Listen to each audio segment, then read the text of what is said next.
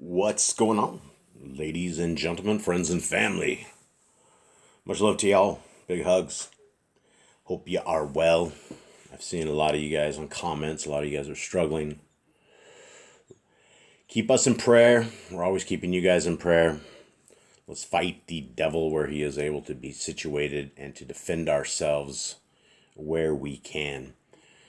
And a great place for defense begins in Genesis, Exodus, Leviticus, Numbers, and Deuteronomy. Now, that is the complete playbook for defense. It is also the complete playbook for offense. And so as we are on a team, and the team is Team Yahuwah, and we have the quarterback who's our Messiah, Yahushua, and we are all linemen, and we are all people within this team. And this team is, first and foremost, when we get on the line, what we're going to be hiking and we're going to be having with and we're going to be protecting is the Torah, the first 5 books of scriptures. And we're not going to let anybody strip this away from us. We're not going to let the other side, the adversary, which are huge, raging, roided up demons that are sitting here ready to take us and crush us and everything possible to those who love and serve and will obey the hand of our Creator. So we have these guys on the other side, but you know what? It's an incredible team. And this team, we all come with pads. We all come with helmets. We all come with the armament that we need. And all of these giant roided up guys, as big and scary and nasty as they look, they are on the offensive side of the line. They are the ones who are offending the laws, statutes, and commandments of our Creator. They are the ones that have inscribed into the people's head that the laws are dead and gone away with. And these same demons would love to have their way with us, but if we are defensive and offensive with our line and with our establishment, and we know that we have a team, which we do, because we know that there's legions of messengers able to do the bidding of the Creator, able to take care of things. We all have people in and around us, people, I call them people, they're probably messengers, things in this realm that we cannot see. They are all part of our line of defense. And there's always those that are trying to offensively take us out, which is why we need the Creator and His people and all of this. And the start of all of this teammanship, how to even join this team. How do we get on this team? Well, we get in covenant. It's like a lease, an apartment lease that says your name, the address, what comes with this house, what you must pay every single month, and what your responsibilities are, and what the responsibilities of the landlord are. Same thing with this. Our Creator has set before us great regulations and great rules and says, if you would like to be my people, if you would like to be called a child of Elohim, then there's a simple path forward. Now, the simple path has all of these R-word terrible religions so confused, because when you mention the laws of our Creator, it just, their eyes cross, the programming sets in, and all of a sudden, you become an enemy. You become an enemy because you are willing to bend your knee to the greatest rules and regulations that have ever been delivered to mankind and follow them, which isn't a big deal because it sounds like it's really super good advice. Now, if in the Torah we had horrible things about allowing child molestation or allowing murderers to live or adultery to continue or things like that, then one might need to be suspect. Maybe there's something wrong with the word you're trying to defend. But our word doesn't say that. And inside of our word, we have a certain scriptures, and it's called Deuteronomy 4:2, and it's very clear that we do not add and we do not take away from the word. So the precedent of everything in all of scriptures is set before us in the first 5 books of scriptures. So when you have the first 5 books of scriptures, envision yourself with these big leg paddings, you have hip paddings, you have a shoulder pad, you have this raging helmet, and you have an incredible mouth guard. and you are sit there and you're a defensive person, whether or not you even know how to play football or whether or not you know how to do any of this, you have become strengthened up. Because as we walk through these lands that we are walking through, if and when something has us in this life ready to cross the line that we would come under objection of the creator of the universe based upon his instruction he has given to us, then we wouldn't want to do that. We would want to say, oh, there's a commandment that says, do not tempt Elohim. We should not make him angry. Not a good idea.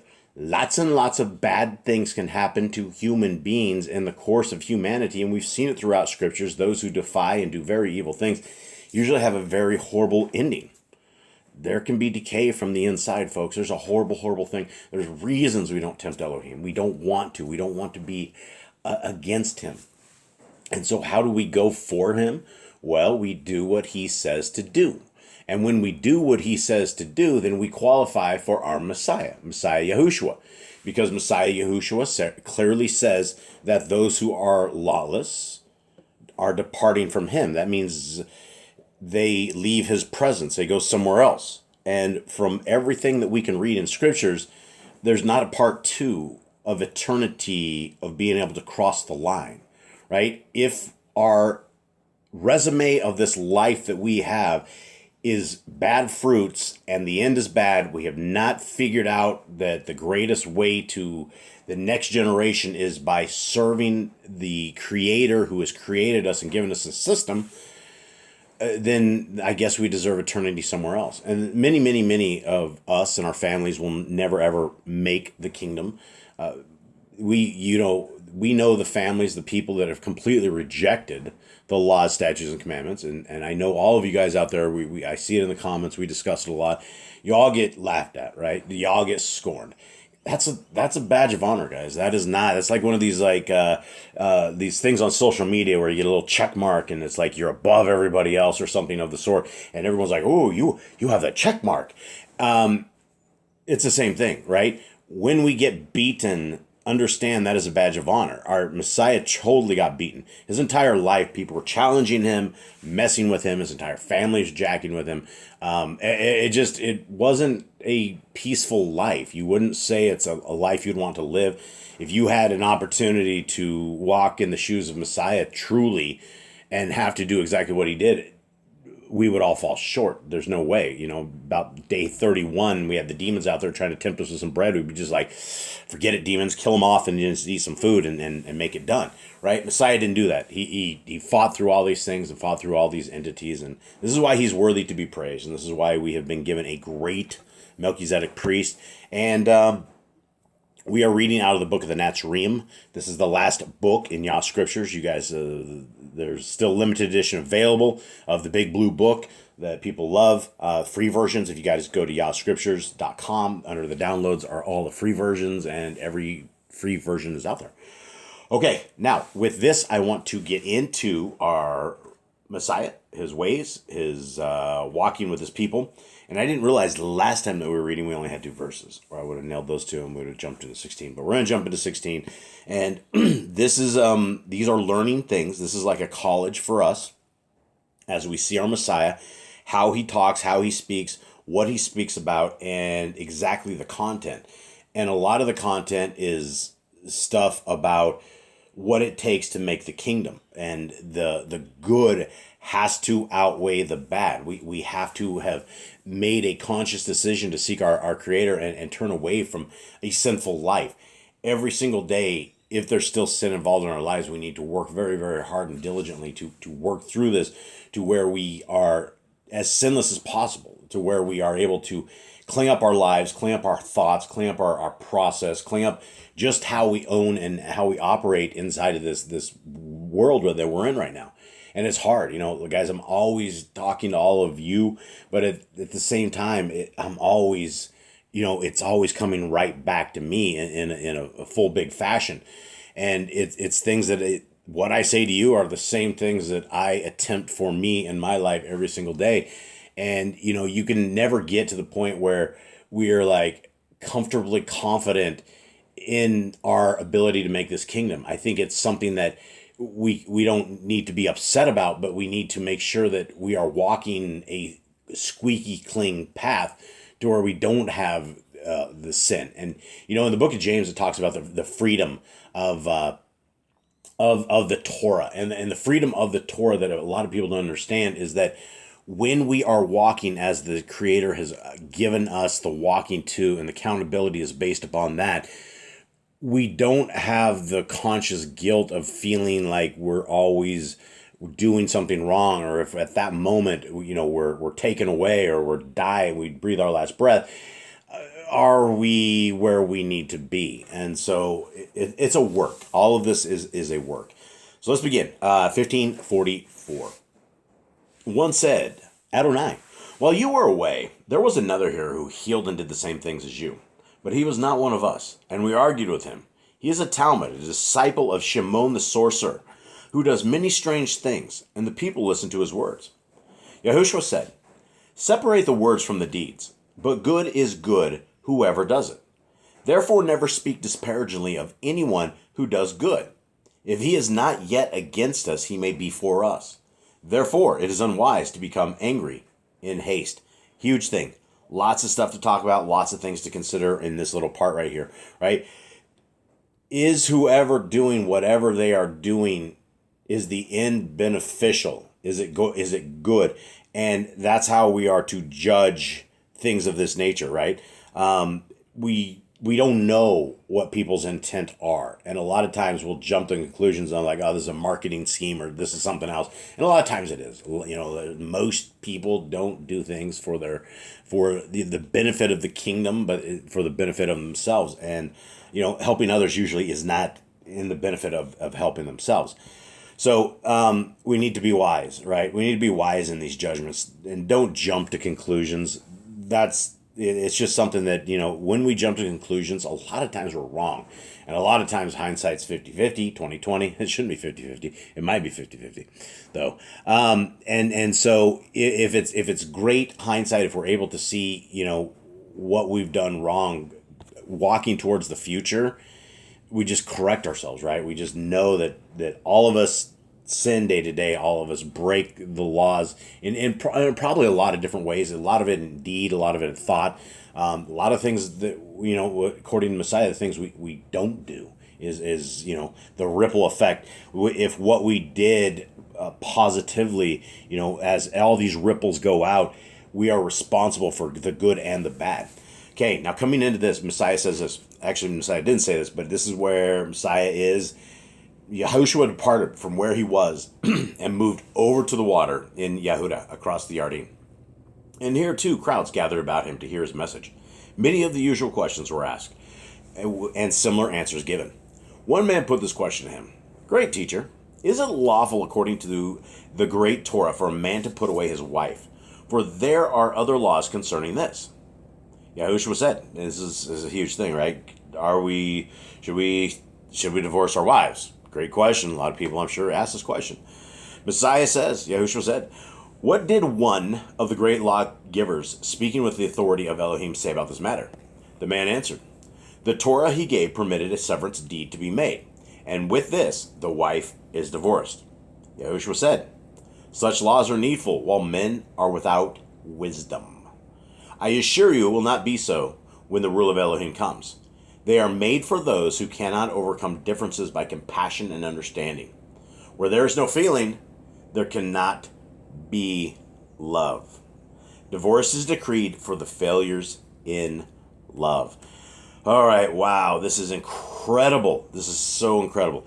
Number one, it clearly says that if we divorce our wife, men, that we are without wisdom, that somehow we have failed as men, as leaders, as people that are accountable for a marriage.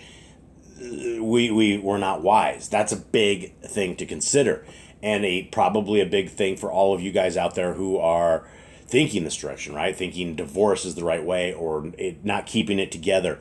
So at the end of the day, men, women, let's be wise. Let's be rational. And I know couples get very, very, very emotional. And couples end up losing the love and losing the common direction that both of them had had at one point. And a lot of times it's fixable, but a lot of times depends on how much scar tissue there is along the way, whether or not anything is even workable. And you run into the couples that they're so furious at each other, they hate each other.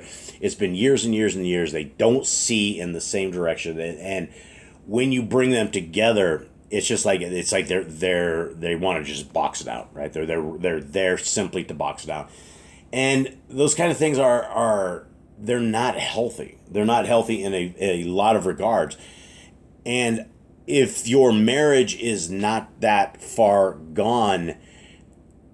And even if it is, you guys at one point had a common kindling of love, of fire, I hope, of seeing eye to eye, of seeing the other person. And a lot of times, I will tell you, I've been married to my wife like 25 years, somewhere near that. I'm getting really, really old. I knew her before this for about 3 years.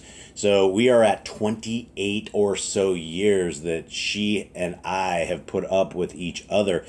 And it's not easy. It is not easy. There's been many times her bags have been packed. Many times I have left. And it's not like I leave and take off forever, but it's like you pack your stuff and you decide to get in the car and you're like, now where am I going to go? Kind of a thing. And then, you take off, blow off some steam, and then you come work it out. But you got to come back to the working it out. And there's always underlying things, and there's always emotional stuff. Men have to consider things that men usually do not consider, and a lot of that comes to the emotional state of the chemical balance of a woman. And before the women start picking up sticks and throwing them at me, I understand the cycle of a woman and how it affects things in a state. We all know that the things that a woman goes through is to produce children, and that process in of itself is simply amazing. And to make that process happen, there's all these different chemicals in women, up and down and wild. And a lot of wild women don't really realize they're getting real wild. And it takes time, it takes patience, it takes love, it takes understanding, and it takes people that are willing to not yell. That's the thing. When it comes to screaming and yelling, the conversation is pretty much over. It's just, there's no, you got to set up these rules. You got to set up these regulations that to chit chat. We got to act like humans. We got to come to some human stance and let's talk without letting emotions take over and just take things over. So I went off in the weeds in that. I hope that helps somebody out there. So continuing on, divorce is made for those who cannot overcome the differences by compassion and understanding, right? Again, men and women, guys, we need to understand. Women understand men don't see things like you do. They truly do not. And men, you know that women just, it's a different combo. But in a good unison, that combo is extremely strong. Like a man and a woman in a relationship that's willing to fight for that relationship, that's willing to fight for that other person, for yourself, for the kodeshness of what our Creator has put together as one flesh. It's an important fight, and it's worth the effort, guys. It is absolutely worth the effort. Sometimes I want to kill my wife. I get it, right? But for all the times I want to kill her, and again, I'm saying this with complete love, she probably wants to stomp a hole in me even more. It is one of these things, and again, don't take this out of context. We've been married we've been together 27 years, right? This woman and I have been through some battles, and we live with 3 teenage boys, 21 years old twins and kids. So I mean, we're seeing all aspects of life and growth and the crazy madness that's around there. So we've kept it together through this, but it hasn't been easy. And so Messiah says this, continue on, where there is no feeling, there cannot be love. That comes back to the talking without screaming, without, Why are we screaming? And this is one of these things. You got to work on it, right? My patience with my kids, I have none. I am literally myself as a choir. I'm talking to myself on this whole thing about patience. But when it comes to the loves of your life and to the ones who have given you their hearts, there's a common respect that all should be given, that we don't sit and scream. Either side. It doesn't do any good. It brings every conversation to a completely wrong direction. And the louder you get, the point is not being heard. It doesn't solve anything. The only way to solve these things is to bring these people that we love, that we have compassion for, that we used to, back into our understanding and look in their eyes and get that common respect back. It takes work. It takes work, especially where there's a tremendous amount of warpaths. But it is one of these things that divorce is there, right? And where there's no feeling and there cannot be love, divorce is decreed for the failures in love, which is absolutely right? By the time you make it to divorce, everybody's upset with everybody. There's nothing left. And then you have, years and years and years and years of hurt and all sorts of stuff, even longer than that. So some people never get over it. It's terrible. Okay, continuing on. 6, Messiah is continuing on about divorce. Since the beginning, not just divorce about humans, about male and female. Since the beginning, there have been male and female, each needing the other for fulfillment and spiritual flowering. Okay, let's stop and talk about that. Okay, let's look back to the basics. What is it? It's a common bond between two opposing types of creation, right? Women don't think the same. Men don't think the same. Men are like extremely unobservant. Most men are. Not all, but most are unobservant. We don't see these things. A lot of men aren't like cling people like the women are, and that's again not all, but most. So men need to understand that it's okay to be opposing forces. Opposites completely attract. Bonnie and Clyde, right? That's always been my wife and I have always been the one that's like the revolver, and she's always the much kinder, gentler, nicer part of this entire system. If she was like super aggressive like me, it would be like trying to take over the world. Just kidding. But you guys see what I mean, right? Opposites attract. I need somebody centered and just chill and cool while I'm off trying to do what I do, because it is what it is. We need each other. For this reason, a man leaves his parents and unties and unites with a woman, so the two become one in flesh and ruach.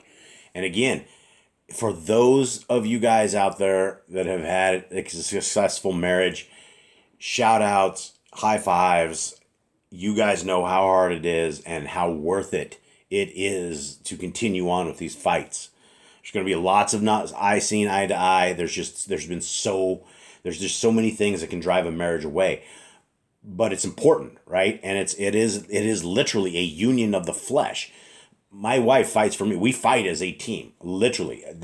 We always have. It's how we fought the Hallelujah Scriptures. It's how we have done everything all our lives, is as a team. And this is continuing on. Messiah says this: the flesh is easily parted, but with the united ruach, it is different. Okay, this is the blending of two people's spirits, right? The understanding of the uniting of the all of this stuff, right? It is super, super important that we understand that a united couple is a very, very strong couple. That's what we are. But a divided couple is extremely volatile, extremely weak, and very, very easy to break apart. Therefore, when two are joined together in the union of love, let no act of man sever them from each other. Big words, right?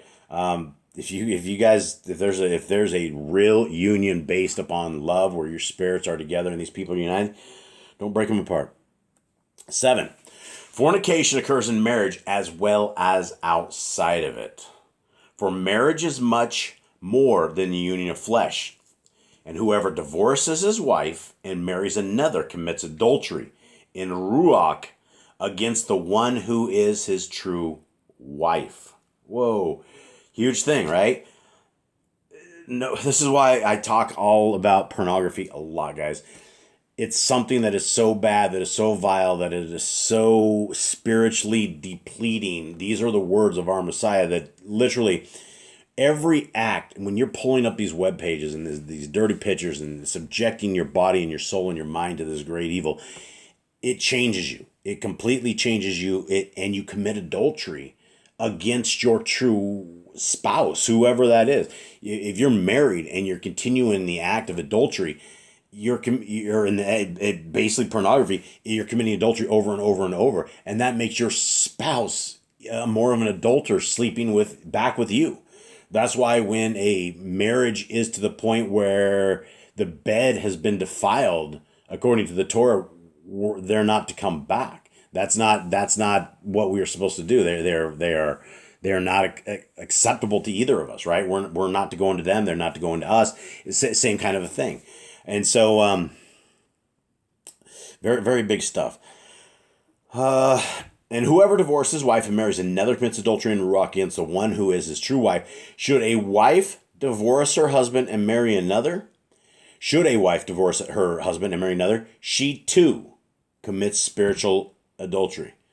So here we are again, and it's a two-way road, right? Women have the same problem as men. There's a lot of women that are into pornography. There's a lot of women that do the same evil stuff that the dudes do when they subject their spirit to the lusts of the flesh, and it corrupts you. The stuff never leaves. The stuff never leaves your system, and you don't want this, guys. You do not want this. It's a trap. It's a trap for those with women and without women. Pornography is not good, guys. I'm telling you, there's something far more evil and sadistic about it than I think most people understand. And you have to understand that 200 years ago, you could not subject yourself to that amount of flesh that is subjectable right now. And so it's like you can commit adultery and adultery and adultery. And like 200 years ago, that wasn't even possible. Okay. 8. Let's see.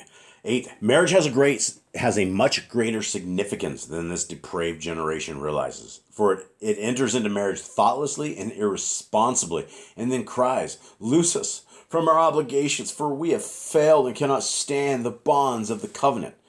Right? Big stuff, right? If you're a big boy and you want to play the big boy marriage game, then you need to be a big boy and keep your marriage together. Right? You need to be the guy. It's just, it is so easy in the States. I think you can go online. Even like, I remember times back in the days when my wife and I were so at it. She's like, "Give me the divorce papers." And I'm like, "Fine." I went online. I typed them in. $25 later, I had them. I'm like, "Here, you're tough now? Sign it." And I think we probably ended up like 4 or 5 different sets of divorce papers during the years of things of this nature. And we never signed them. It was just us. It was me towing the line, her towing the line, us seeing how far each of us would go. And it's one of these things, I guess, when I talk about it now, it's crazy. But that's what we would do, right? And she would never sign them. And I knew she would never sign them. And it's one of these fights that married couples have. And we're still together, folks. She hasn't killed me yet either. So don't be irresponsible, guys. If you're married, if you're going to enter into the marriage life, then be responsible and make it happen. This is all about marriage. We're continuing on. 9. After this, Talmud, a disciple came to Yahushua and said, "Adonai, enlighten me. If there can be fornication in marriage, barak, blessed, by tradition and kohanim, do a man and woman commit greater fornication if not barak?"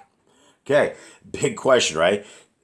Do you need a priest to bless based upon tradition? Does the priest need to bless these guys?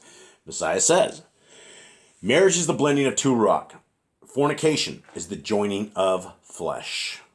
Nothing done or not done changes this. But if a man or woman be married in the sight of Yahuwah, and not before a Kohanan, let this union not be lightly put apart. What does this mean? That means that if you guys, in the name of our Creator, under His name, as a couple that have dedicated your lives together in a marriage, don't let that be lightly put apart. So that's a big thing, because a lot of people are in adultery because we have ended up shacking up with others that we're not technically married to, but because we are in bed, that means that you go outside of that bed and you have now committed adultery, and you've made each other even more adulterers than the current crime that you're currently in.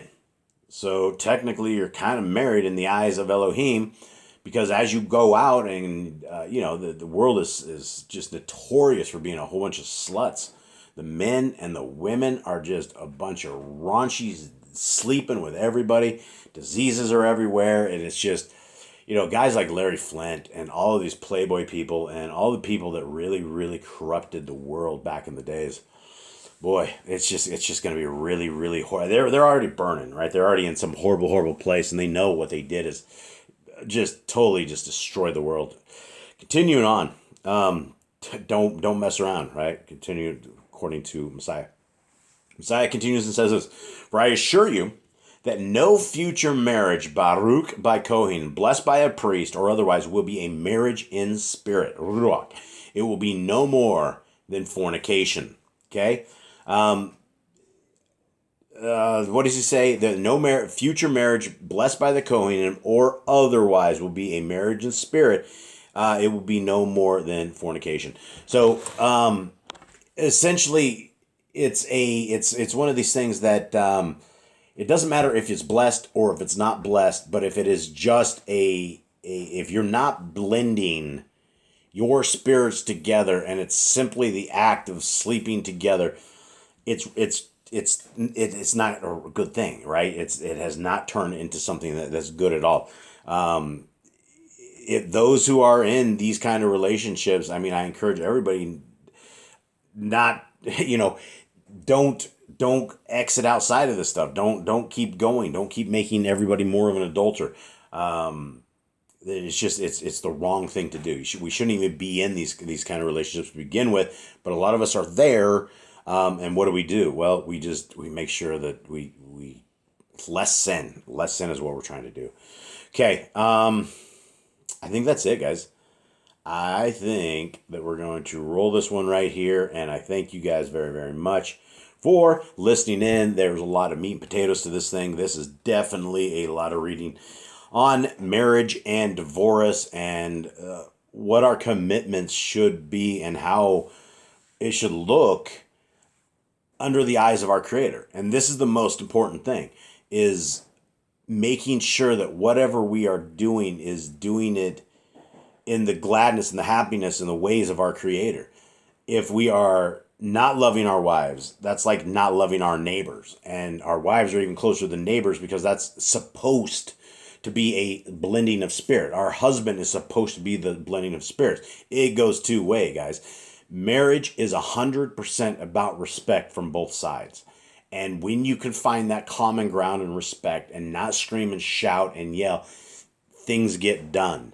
Answers get done. People will listen. The first time the decibels go up, the first time everybody starts yelling, it's over. And nobody's going to listen. Nobody wants to listen. And nobody should have to listen to that, right? Let's get back to common ground. Let's get back to respect. Let's see if we can talk this stuff through as adults, right? Not like children. And let's do this in the glory of our Creator and try to at the end of the day, try to do the very best we can to serve Him in His way. And it's not all about us, right? A lot of it's about compromise. We need to be compromising in everything that we do.